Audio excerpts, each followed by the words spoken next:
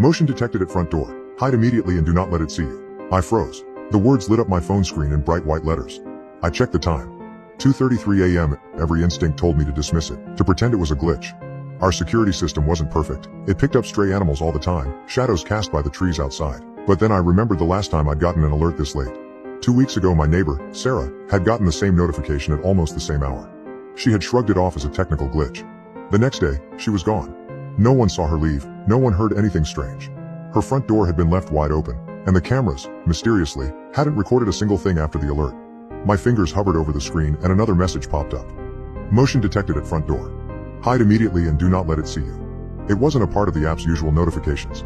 In fact, I'd never seen that warning before. My heart skipped. I got up slowly, pulling my robe tighter around me, listening for any sounds outside the window. Nothing. Silence. Then my phone chimed again. Do not look at it. Do not attempt to run. A chill ran down my spine.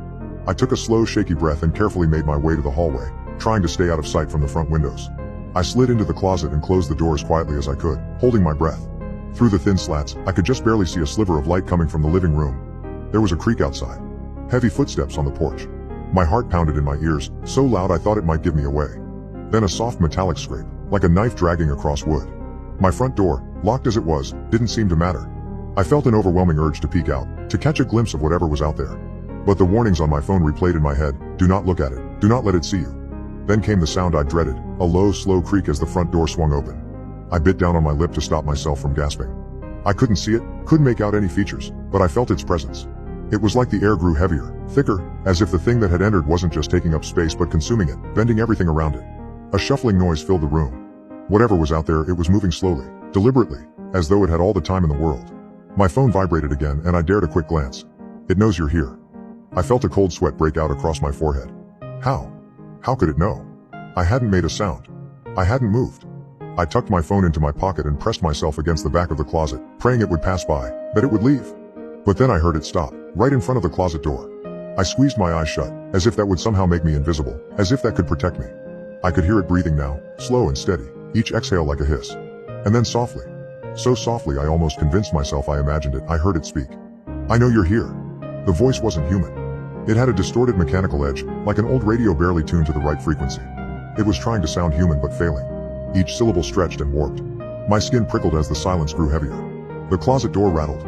I covered my mouth to stop myself from screaming as I saw shadows shifting through the slats. I kept my head down, holding my breath, clenching my fists tight enough that my nails dug into my palms. And then, silence. I didn't dare move. Minutes passed, stretching endlessly, and I began to wonder if it had left. But just as I let myself relax, there was a soft knock on the closet door. 3 slow rhythmic taps. Come out, the voice whispered. I know you're there. Don't be shy. The handle twisted but the door didn't open. It was taunting me, waiting for me to make a move. I squeezed my eyes shut tighter, my entire body frozen in terror. Then, finally, the footsteps retreated. I listened as they moved across the room, back toward the front door. A long drawn-out creak echoed as the door opened and then closed. I stayed in the closet, not daring to move, for what felt like hours, my muscles aching from the tension.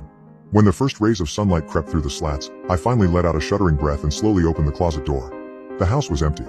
My front door hung ajar, a faint scratch etched into the wood near the handle, almost like a signature. I stumbled back to my phone, my hands shaking as I looked at the notifications again. Every single one had vanished. There was no record of any motion alert, no cryptic warnings, no evidence of what had happened. My call history too had been wiped clean. It was as though the night had erased itself. I wanted to believe it was a dream, but as I glanced back at the door, at that scratch marking the wood, I knew it was real. And I know it's not over.